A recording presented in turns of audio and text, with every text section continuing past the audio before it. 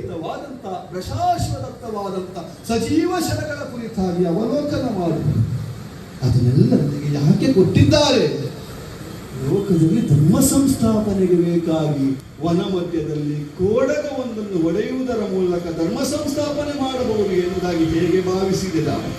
ನಿನ್ನೊಳಗಿರುವಂತಹ ಪುರುಷತ್ವವನ್ನು ತ್ಯಾಗ ಮಾಡಿದಂತಹ ಸ್ಥಿತಿಯಲ್ಲಿ ಗಂಡನಿಲ್ಲದ ಹೆಂಗಳೆಯರ ಹಾಗೆ ವರ್ತಿಸಿ ಬಿಟ್ಟೆಯಲ್ಲ ರಾಮ. ಕಣ್ಣಿನಲ್ಲಿ ಅರಸರುಗಳು ಮೃಗಮಾಂಸ ಭೋಜನಕ್ಕೆ ಮನ ಮಾಡುವುದು ದುಶ್ಚರಿತವಲ್ಲ. ಬದುಕಿಸಲು ಕೋಡಗದ ಮಾಂಸವು ಭಕ್ಷ್ಯವೇ ನಿನಗೆ? ಸಾಮ್ರಾಟನಾಗಿ ಮೆರೆಯುತ್ತಿರುವಂತಹ ವಾನರರ ಅಧಿಪನಾಗಿ ನೀವು ಮಾತನ್ನು ಕೇಳಬೇಕಯ್ಯ.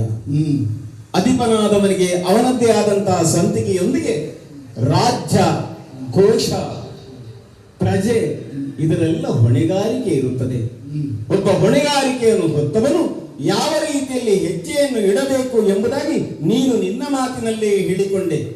ಸಹಸ್ರವಾರಿಯಾದರೂ ಹೆಜ್ಜೆ ಇಡುವ ಮೊದಲು ಆಲೋಚನೆ ಮಾಡಬೇಕು ಉತ್ತುಂಗದ ಶೃಂಗವನ್ನೇರುವುದಕ್ಕೆ ಎಂಬುದಾಗಿ. ಆ ರೀತಿಯಲ್ಲಿ ಆಲೋಚನೆಯನ್ನು ಮಾಡಿ ಹೆಜ್ಜೆಯನ್ನು ಮುಂದೆ ಇಡುತ್ತಿದ್ದರೆ ಇಂದು ನಿನಗೆ ಇಂತಹ ಪರಿಸ್ಥಿತಿ ಯಾವ ರೀತಿಯಲ್ಲಿಯೂ ಬರುತ್ತಾ ಇರಲಿಲ್ಲ. ಮತ್ತೆ ನಮ್ಮ ಬಗ್ಗೆ ಹೇಳಿದ್ಯಲ್ಲ ಯಾವ ನೆಲೆಯಲ್ಲಿ ಎಂಬುದಾಗಿ. ನಾವು ಸೂರ್ಯವಂಶೀಯರು, ಇಕ್ಷ್ವಾಕು ವಂಶದವರು. ಈ ಪ್ರಪಂಚದಲ್ಲಿ ಸೂರ್ಯನ ಕಿರಣ ಎಲ್ಲಿಯವರೆಗೆ ಬೀಳುತ್ತದೋ ಅಲ್ಲಿಯವರೆಗೆ ನ್ಯಾಯವನ್ನು ವೀಕ್ಷಿಸಿ ವಿಮರ್ಶೆಯನ್ನು ಮಾಡಿ ಅನ್ಯಾಯದ ವಿರುದ್ಧ ಧನುವನ್ನು ಎತ್ತಬಹುದು, ಧ್ವನಿಯನ್ನು ಎತ್ತಬಹುದು.